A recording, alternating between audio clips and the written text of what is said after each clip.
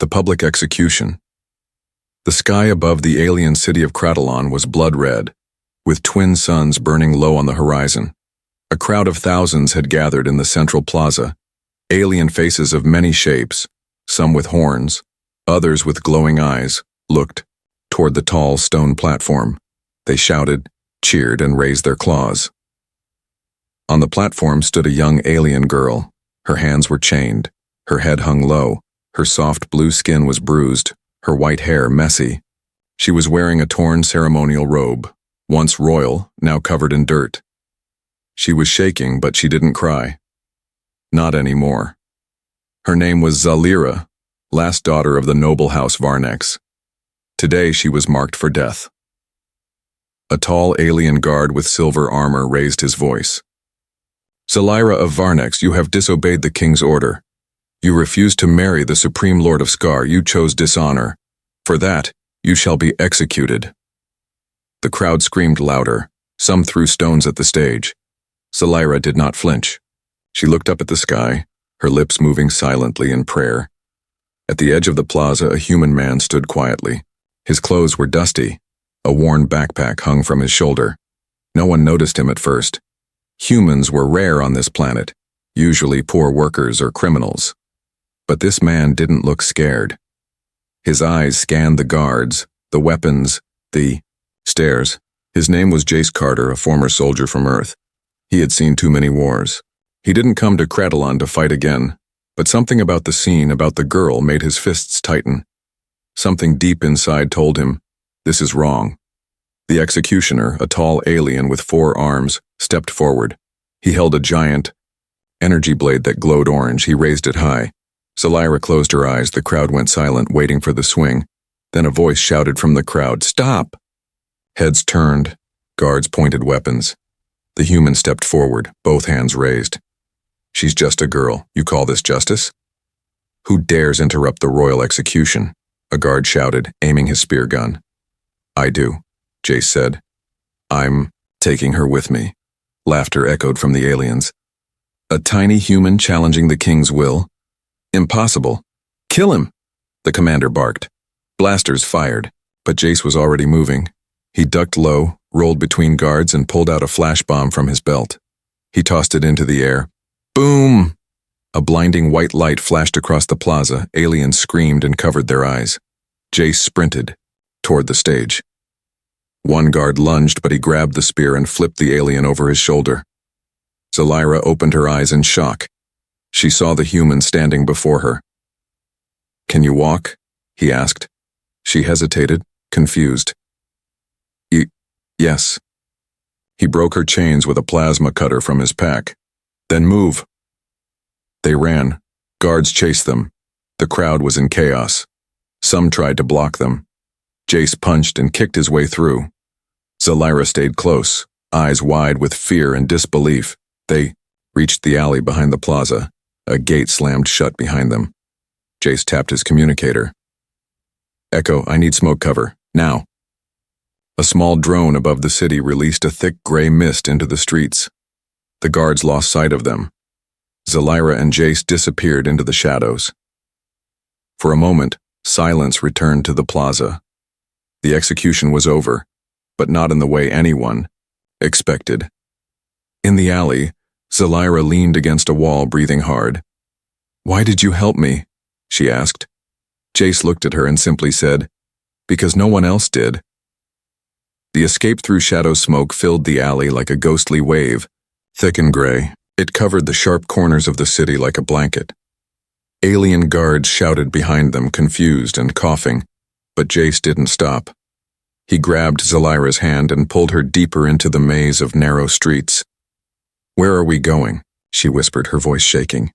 Anywhere they can't find us, Jace said. His tone was calm, but his eyes moved fast, watching every wall, every roof. Kratalon's back streets were dangerous. The poor lived in metal huts stacked on top of each other, with flickering lights and open wires hanging low. Alien kids peeked from broken windows. A shadow moved in the distance. Someone was watching them. Zalira tripped. Jace caught her before she fell. I can't. I'm slowing you down, she said, breathless. You're not, he replied. You're still alive. That's what matters. Behind them, the smoke began to fade. Footsteps echoed closer.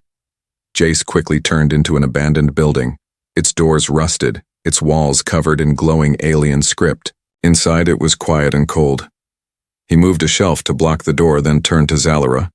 You hurt? He asked. She shook her head. Not badly. He pulled out a small device from his belt. It projected a blue light across the room. Signal, jammer, he said. They won't track us for a while. Zalora looked at him strangely. You're not a simple worker, are you? No, he said. I used to be a soldier. Silence fell between them for a moment. She sat on the floor, wrapping her arms around herself. They were going to kill me because I refused to be sold off like an object. My father offered me to that warlord to gain more power. I chose death over that fate. Jace didn't speak. He just looked at her. Then finally said, I've seen too many people die for nothing. Not today. Zalora's voice was softer now. You're risking everything. For me. Jace crouched near the window, watching for movement outside. Doesn't feel like a choice. Feels like the right thing to do. Suddenly, something hit. The wall outside. Thud. A hunter drone had landed on the roof. They've found us, Jace muttered. He grabbed a small EMP grenade from his bag and tossed it up the stairwell. Zzz, crack! A flash, then silence. The drone dropped to the ground, its eyes dark. But now their time was up. We can't stay here, Jace said. We need to move through the old tech tunnels. They're off-grid. Zalora stood unsure. But that place is cursed. Perfect, Jace smirked. That means nobody will follow us. They slipped out the back door and headed toward the edge of the city, sticking to the shadows. Alien patrols hovered overhead. Guards questioned shopkeepers, but no one looked at the cracked tunnels near the industrial zone. Jace pried open a round metal hatch half buried under trash. Steam hissed out. The smell was awful. Zalora covered her nose. Ladies first? Jace grinned. Zalora raised an eyebrow. That's a human joke, isn't it? Yes. She smiled a little. Just a flicker, but it was the first hint of warmth in her eyes. Together, they climbed down into the darkness. As the hatch closed behind them, the city above returned to its cruel order. But beneath it, in the forgotten pipes and tunnels, hope moved quietly, on two pairs of feet, side by side. A cave and a story. They had been walking through the tunnels for hours. The only sound was water dripping from old pipes and the quiet echo of their steps. Jace held a dim flashlight and its yellow beam lit the way forward. Around them the walls were marked with ancient alien symbols, faded, forgotten, and ignored by the surface world.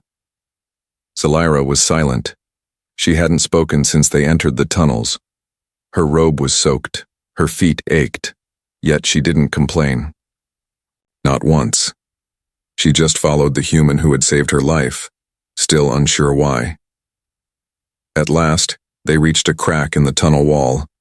It opened into a hidden cave, wide and dry, with smooth black stone. The air was cold, but there was no wind. This is it, Jace said. We rest here. He dropped his backpack and pulled out a small heater cube. With a soft hum, it lit up, the space with orange warmth. He also unwrapped 2 food bars, handing one to Zalora. She stared at it. It's Earth food? Yeah, military rations. Tastes like dirt, but it keeps you alive. Jace smiled. She took it slowly and nibbled. Her eyes widened. Dirt does not taste this good. Jace laughed for the first time. That's the nicest thing anyone's ever said about those bars. For a moment, things felt almost normal. Zalora looked at him now, not with fear, but with curiosity. You risked your life to save me, human. You don't even know me. Jace leaned back against the wall. His face was calm, but there was a storm behind his eyes. I've seen too many innocent people die. Soldiers, children, even friends. When I saw you up there, alone, scared, I couldn't watch another life end. Not when I could stop it. Zalira watched the firelight dance on the cave walls. No one's ever done that for me before, not even my own people. He looked at her. Why were they so quick to kill you? She hesitated. Then in a voice almost too soft to hear, she said, because I refused to be sold. Jace didn't interrupt. My father lost power after the war. He needed alliances. So he promised me to a warlord, an old monster with 6 wives already. I said no. He said my life was a small price to pay for peace. Jace's jaw tightened.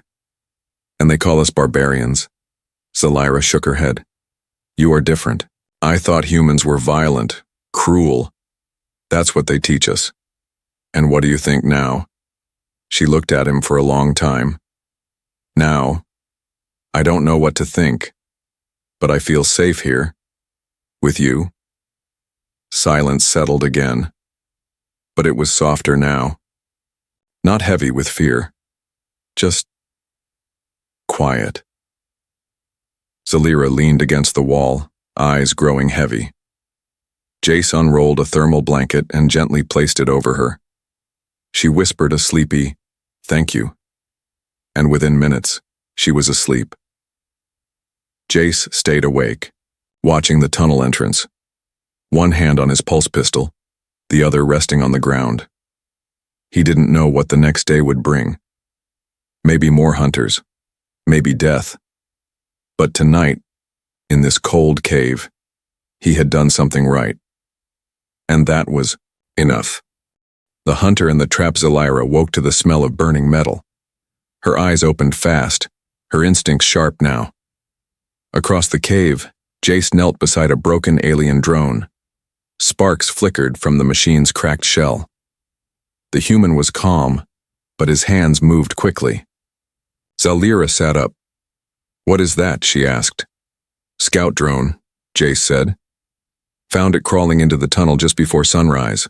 Wasn't loud, wasn't fast, but it was watching." Zalira's breath caught in her throat. "They've found us."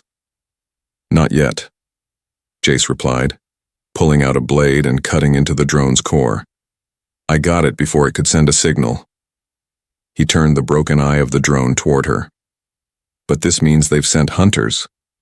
Zalira stood, heart pounding. "Then we need to run." "No," Jace said firmly. "We set a trap." 2 hours later, the jungle above Cratylon City was silent. Thick trees twisted toward the skies and alien birds watched from branches. Beneath them, hidden in the shadows, Jace moved like a ghost. He placed small explosive pebbles under a patch of moss. Zalira followed close behind, confused but trusting him. "How do you know they'll come this way?" she asked. "Because it's how I'd come," Jace said. "This is the only natural path that leads toward the caves. If they're smart, they'll use it." Zalira helped him cover another sensor. She had never done anything like this, but she felt a strange excitement growing. Fear, yes, but also something new. Confidence. Jace looked at her and smiled. "Not bad for a princess," she smirked. "I'm not a princess anymore." Later that evening, they returned to the cave and waited. The sun above the canopy was fading. Night approached. The heater cube hummed softly and Zalira sat beside Jace. Her eyes never left the tunnel entrance. Then, snap. A distant twig broke. Jace stood immediately. He motioned for silence. Zalira grabbed a sharp rock from the cave floor. Her hands shook, but her mind was clear. Shadows moved near the cave entrance. Slow, careful, silent. And then, boom! A small explosion echoed through the jungle above. Jace grinned. They triggered the outer net. Another boom. Then a scream. One hunter fell, but the others rushed forward. "They're coming in hot," Jace said. He raised his pistol and aimed it toward the entrance. A tall alien hunter burst into the cave with a double-bladed spear. Jace fired. Zap! Hitting the alien's leg. It dropped its weapon but lunged with sharp claws. Jace tackled it to the side. The two rolled across the floor, grappling fiercely. Zelira didn't freeze. She ran forward and smashed the rock into the hunter's skull once, twice, until it collapsed unconscious. Jace breathed hard, blood on his lip. "Thanks," he panted. Zelira's eyes were wide but steady. "You'd do the same for me." From outside came more voices, angry, clicking alien tongues. At least two more were coming. "We can't stay," Zelira said. "They'll send a bigger squad." Jace nodded. "There's a deep canyon, 2 clicks. West. Hard to track anyone there." She helped him up and they gathered supplies fast. Before leaving, Jace looked at the fallen hunter. "They'll wake up, and they'll be angry." Zelira stared at the unconscious alien and said, "Let them come. I'm not scared anymore." As they vanished into the jungle, the stars above began to shine through the treetops. Somewhere behind them, war was coming. But ahead was something new. Something that felt like freedom. The royal order, far away from the jungle, inside the towering crystal halls of Varnek's palace, anger echoed like thunder. The king slammed his fist against the armrest of his throne. His voice was cold and sharp like a blade. "You lost her?" he growled. "My own daughter. My blood escapes. With a human?" Before him, royal guards knelt, trembling. Their armor was scorched. One had a broken arm. None of them dared to raise their eyes. "She was supposed to be executed," the king hissed. "She chose disgrace over duty, and now she spreads that disgrace across my kingdom." A tall woman stepped forward. She wore a cloak of gold and a helmet of polished bone. Her eyes were hidden, but her voice was strong. "Your Majesty," she said calmly, "send me. I will find her, and I will end this shame." The king's eyes narrowed. "You, Captain Kale? You think you can do what a dozen hunters could not?" "I don't chase like them," she said. "I crush." The king stood slowly. His cloak of dark red fur trailed behind him. "Good. Find the human. Kill him. And bring my daughter back, dead or alive." He paused, then added coldly, "Preferably dead." Meanwhile, deep in the canyon forests, Jace and Zelira crossed a rope bridge between giant stone cliffs. The wind howled below. One wrong step, and they'd fall for miles. But Jace held the rope tight, helping Zelira walk across. Her foot slipped once, but he grabbed her hand before she could fall. When they reached the other side, Zelira looked back at the broken world behind her. "Do you think he hates me?" she asked quietly. Jace didn't have to ask who he meant. "Maybe," he said, "but hate is just fear wearing a crown." Zelira sighed. "My father sees love as weakness, freedom as betrayal. That's why he'd rather see me die." Jace nodded. "Then we prove him wrong by living." They walked through the thick vines into a quiet glade.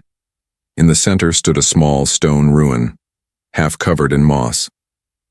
Jace stepped inside, scanning with his tracker. "Old scout shelter," he said. "Still shielded. We can hide here for the night." Zelira sat on a broken column, her body tired but her eyes full of thought. "You could leave me," she said. "If you go now, they'll only chase me." Jace turned sharply. "I'm not leaving." "But why?" she asked. "I'm just a problem." "No," he said, walking closer. "You're someone who said no to being controlled. That takes courage." Zelira looked away. "I wasn't always brave." Jace smiled. "Neither was I, until I had something worth protecting." Their eyes met in the soft light. No words were needed. High above them, on a hovering ship cloaked in clouds, Captain Kale received her orders. Her eyes studied the hologram of Jace and Zelira. She tilted her head. "This human is no fool. He's a trained soldier." A scout beside her said, "Do we eliminate both?" Kale smiled beneath her helmet. "No, we let them run. Let them grow tired. Then, we break them where it hurts." Back in the stone shelter, Zalira finally allowed herself to close her eyes, leaning lightly on Jace's shoulder. The fire cracked, softly between them. He looked at her sleeping face, so calm now yet strong beneath the surface. He didn't know what tomorrow would bring. He only knew one thing. He wasn't fighting someone else's war anymore. This fight was personal. The last stand. The storm came without warning. Rain poured from the alien sky like liquid fire, thick orange drops that hissed on the rocks. Lightning flashed above the canyon cliffs. But inside the ruined stone shelter, Jace was already awake, sensing something was wrong. He checked his scanner. Static, no signal. A bad sign. He moved quietly toward the edge of the glade. The jungle around them, which had once been alive with sound, was now silent. Too silent. Then he saw them. Movement in the trees. A shimmer of metal. A flash of light. They were here. Jace ran back inside. "Zalira, wake up." She sat up fast, eyes wide. "What is it?" "They found us." Zalira didn't panic. She stood and grabbed the small knife Jace had given her. "How many?" "Too many," he said. "They want to end this tonight." Zalira's voice was steady. "Then let's make them bleed for it." The first blast came just after sunset. An explosion tore through the glade, sending stone flying. Jace rolled behind a fallen column and fired his pulse pistol into the trees. A scream followed. Zalira ducked beside him. "They're flanking both sides." "I know," Jace said. "We make our stand here." He passed her a small detonator. "If they break through, push this. It'll drop the ceiling behind us." Zalira looked at it, then at him. "What happens to you?" "I keep them busy." "No," she said. "We stay together." Jace looked into her eyes. He had no words. He just nodded. Captain Kale stepped through the jungle, her golden cloak shining even in the rain. Her soldiers followed behind her like shadows. She raised her gauntlet and gave a silent order. 2 squads moved forward. "Crush them," she said. "But bring the girl alive if possible." Jace fought like a man with nothing to lose. He moved through the ruins like lightning, shooting, kicking, setting off traps. Alien soldiers fell one by one, confused by his human tactics. Zalira stayed close, using shadows and silence. She stabbed one guard in the leg and vanished before he could scream. But the enemies kept coming. The second wave was stronger. Heavier weapons, faster fighters. Zalira was cornered near the back wall when Captain Kale herself appeared. Kyle raised a silver blade. "You should have accepted your fate, child. Now you will kneel before death." Zalira didn't flinch. "I'd rather kneel beside a human than rule beside a monster like you." She raised the detonator. Kale's eyes widened. "No." Boom! The ceiling crashed down between them, cutting Kale off. Jace rushed through falling dust. "Zalira!"